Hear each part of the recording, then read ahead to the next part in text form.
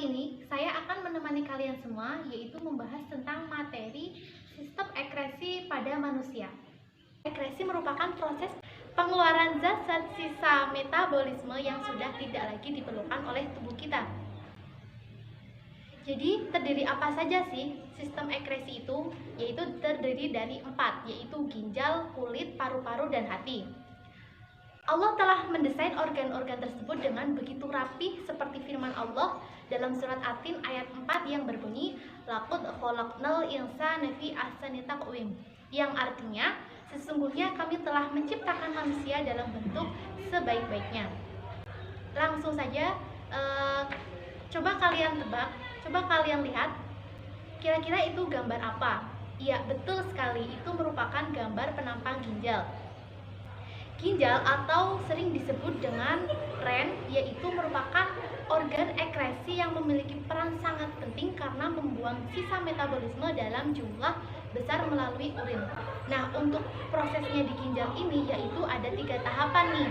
Yang pertama yaitu proses filtrasi atau penyaringan, yang kemudian ada proses reabsorpsi atau penyaringan kembali zat-zat yang masih berguna bagi tubuh kita, dan yang ketiga yaitu proses augmentasi atau pengeluaran. Nah, untuk yang pertama yaitu proses filtrasi. Dalam proses filtrasi ini, pembentukan urin dimulai dari penyaringan atau disebut dengan filtrasi. Darah mengalir melalui arteri aferen ginjal masuk ke dalam glomerulus yang tersusun atas kapiler-kapiler darah. Nah, ketika darah yang mengalir masuk ke dalam glomerulus, maka tekanan darah akan naik atau tinggi sehingga mendorong air dan zat yang memiliki ukuran kecil keluar melalui pori-pori. Protein tetap tinggal di dalam kapiler darah. Maka terbentuklah urin primer dan filtrat yang tertampung pada kapsula Bowman. Kemudian proses yang kedua yaitu reabsorpsi. Apa sih reabsorpsi itu? Reabsorpsi ini merupakan pembentukan urin sekunder, yaitu yang berasal dari urin primer yang sudah terbentuk pada tahap sebelumnya yaitu filtrasi. Di dalam tubulus proksimal atau TP terjadi proses penyerapan kembali zat-zat yang masih digunakan oleh tubuh kita yang dikenal sebagai tahapan reabsorpsi. Ketika kalian buang air kecil, kok ada warna kuning, itu berarti berasal dari urobilin tersebut. Kemudian proses yang ketiga itu augmentasi. Apa sih proses augmentasi itu? Jadi proses augmentasi itu telah berhasil melalui lengkung Henle, urin sekunder sampai pada tubulus distal atau DT. Masih terdapat proses penyerapan air, natrium, klor, dan urea. Pada bagian tubulus distal inilah terjadi proses augmentasi, yaitu tahapan atau proses pengeluaran zat-zat yang sudah tidak dibutuhkan oleh tubuh ke dalam urin sekunder dan terbentuklah urin sesungguhnya. Nah, coba kalian lihat itu kira-kira gambar apa ya? Iya, betul sekali, itu merupakan penampang paru-paru. Nah, paru-paru ini terdiri dari apa saja nanti kita bahas di slide selanjutnya. Paru-paru merupakan organ ekskresi yang mengeluarkan sisa metabolisme berupa karbon dioksida atau CO2 dan uap air atau H2O. Nah, kita bahas nih terdiri dari apa aja nih si paru-paru itu. Jadi, di dalam paru-paru itu terdapat trakea, bronkus, alveolus, lobus, dan pleura. Kemudian di slide selanjutnya itu ada gambar hati. Hati merupakan organ ekskresi yang memiliki kemampuan menetralisir racun dan menghasilkan getah empedu. Beratnya kurang lebih 2 kg pada organ orang dewasa. Nah, kita langsung bahas saja fungsi dari hati. Fungsi dari hati yaitu yang pertama, tempat untuk menyimpan gula dalam bentuk glikogen. Yang kedua, mengatur kadar gula dalam darah dan menghasilkan empedu untuk mengemulsikan suatu lemak. Dan yang keempat yaitu membentuk dan mengeluarkan lemak kolesterol. Kemudian di slide selanjutnya ini ada struktur bagian kulit ya. Kulit, organ ekskresi yang mengeluarkan sampah nitrogen berupa urea dalam bentuk keringat. Kulit juga berfungsi melindungi jaringan yang berada pada bawahnya dari kerusakan-kerusakan fisik yang disebabkan oleh gesekan, penyinaran, kuman, dan berbagai zat kimia lainnya. Di jaringan kulit ini terdapat 3 lapis. Yang pertama yaitu epidermis. Lapisan ini merupakan lapisan bagian terluar pada kulit. Jadi terdiri dari susunan sel-sel epitel yang mengatur beberapa lapisan kulit antara lain korneum atau lapisan kulit mati dan lapisan stratum granulosum yang mengandung pigmen melakum yang berfungsi menggantikan sel-sel kulit yang mati maupun terkelupas. Jadi kalian ketika luka kok terkelupas kulitnya, jangan khawatir kalau kalian udah nggak ada kulitnya lagi, karena ketika kulit sudah mengelupas itu pasti akan tumbuh sel baru. Kemudian yang kedua yaitu lapisan kulit dermis. Lapisan dermis ini terletak bagian bawah setelah epidermis.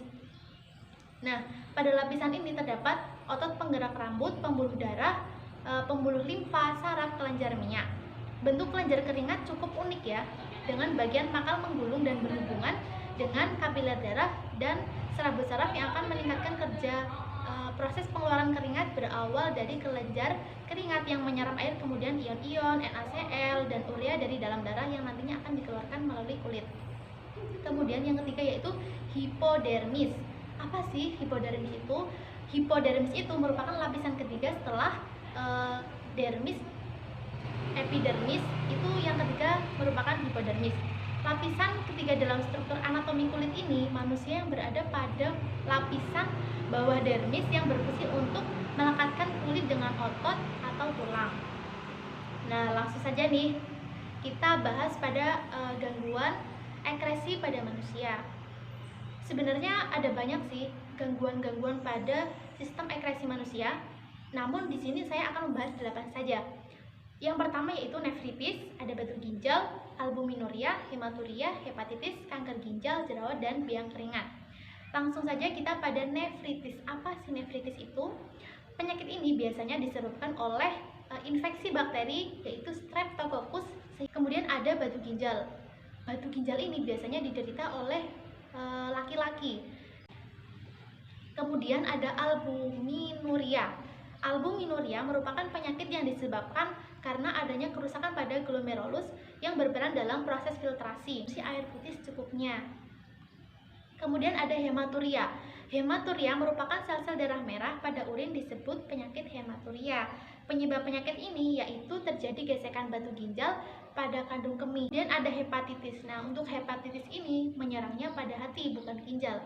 Hepatitis merupakan radang hati yang disebabkan oleh virus. Nah, virus hepatitis ini ada beberapa macam, yaitu hepatitis A dan hepatitis B. Ada kanker ginjal, penyakit yang timbul akibat pertumbuhan sel pada ginjal yang tidak terkontrol pada sepanjang tubulus ginjal, sehingga dalam urin terdapat darah, kerusakan, bahkan sampai berdampak pada kematian.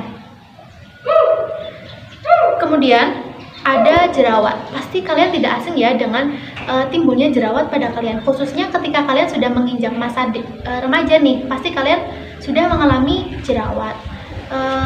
Jerawat ini sebenarnya disebabkan oleh timbunnya kotoran. Jadi untuk kalian harus sering-sering membersihkan kulit kalian agar tidak timbul jerawat. Kemudian yang terakhir yaitu biang keringat.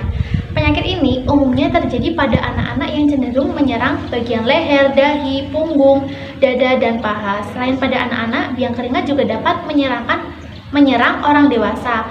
Biasanya, orang yang tinggal pada iklim tropis dan lembab akan mengalami biang keringat. Adapun cara pencegahannya nih, yaitu dengan cara mungkin ketika kalian sedang berkeringat atau suhu dalam keadaan lembab, itu cukup dilap pakai kain atau enggak tisu yang kering. Jadi kurang lebihnya seperti ini penyampaian materi dari saya.